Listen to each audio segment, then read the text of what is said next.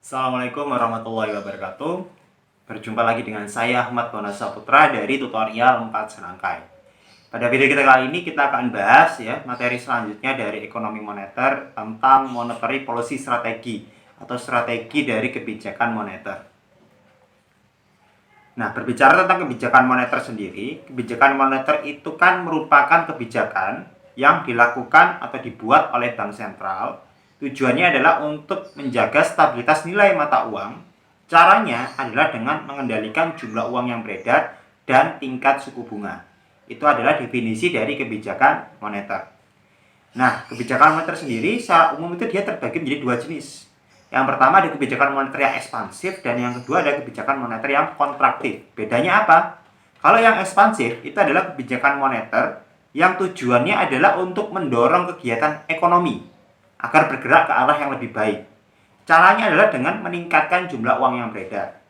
Jadi kalau uang beredar makin banyak, orang punya uang, kegiatan ekonomi bisa jalan. Gitu ya. Sementara kalau yang kontraktif itu adalah kebijakan moneter yang ditujukan untuk memperlambat kegiatan ekonomi.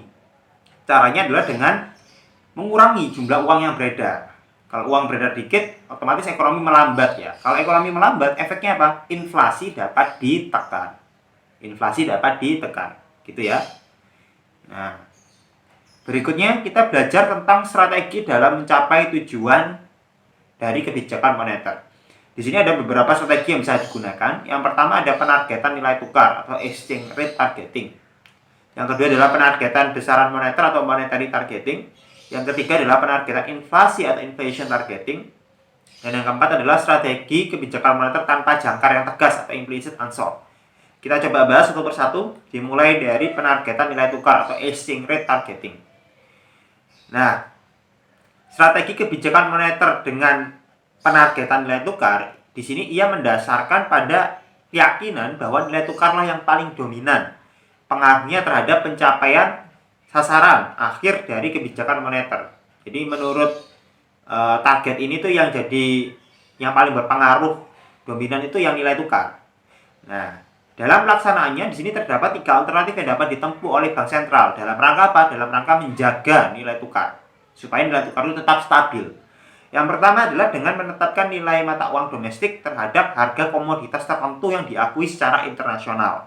Kemudian yang kedua adalah dengan menetapkan nilai mata uang domestik terhadap mata uang negara-negara besar yang memiliki laju inflasi yang rendah. Dan yang ketiga adalah dengan menyesuaikan nilai mata uang domestik terhadap mata uang negara tertentu ketika perubahan nilai mata uang diperkenankan sejalan dengan perbedaan laju inflasi di antara kedua negara. Nah, ini adalah beberapa cara yang dapat ditempuh oleh bank sentral dalam rangka menjaga nilai tukar. Nah, kalau kita lihat di sini, di nilai tukar ini bank sentral harus menyesuaikan ya dengan dunia internasional, menyesuaikan dengan komoditas internasional, negara internasional dan lain sebagainya. Ya, jadi dia harus melakukan penyesuaian. Kemudian yang kedua adalah penargetan besaran moneter atau monetary targeting. Menurut penargetan besaran moneter, yang paling berpengaruh dominan terhadap pencapaian sasaran atau tujuan akhir dari kebijakan moneter itu adalah jumlah uang yang beredar. Ya, itu adalah jumlah uang yang beredar. Nah, kelebihan dari penargetan moneter ini adalah bank sentral dapat melakukan kebijakannya secara independen. Kalau tadi dinilai tukar, bank sentral harus melakukan penyesuaian dengan komoditas atau negara internasional. Ya, sementara kalau di penargetan besaran moneter ini bank sentral bisa melakukannya secara independen. Karena apa? Karena yang mencetak kemudian yang mengedarkan uang itu adalah bank sentral sendiri. Seperti itu ya, itu kelebihannya.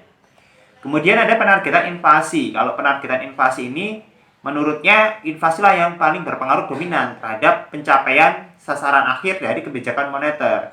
Oleh sebab itu di sini inflasi itu dijaga oleh bank sentral. Gimana caranya supaya inflasi ini tetap dapat stabil ya. Jadi naiknya itu tidak signifikan. Nah, ketika inflasi stabil, maka stabilitas harga nanti akan dapat tercapai. Nah, itu adalah penargetan inflasi. Kemudian yang terakhir ada strategi kebijakan moneter tanpa jangkar yang tegas atau implicit answer. Nah, dalam rangka mencapai kinerja perekonomian yang memuaskan, beberapa negara lebih memilih strategi kebijakan moneter tanpa mengungkapkan penargetan secara tegas. Jadi di sini targetnya nggak diungkapkan, targetnya apa?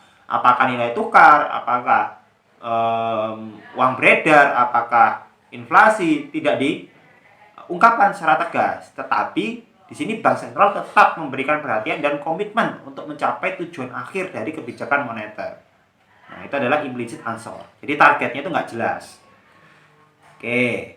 Kemudian yang menjadi pertanyaan adalah strategi apa yang diterapkan oleh BI, Bank Sentral Indonesia saat ini. Nah, jadi dari keempat strategi tadi yang diterapkan oleh BI saat ini adalah yang inflation targeting. Jadi targetnya itu berdasarkan inflasi. Biasanya BI itu menargetkan inflasi setiap tahunnya itu 5-7%. Nah, jadi nggak boleh lebih dari itu. Nah, itulah yang dipakai oleh BI.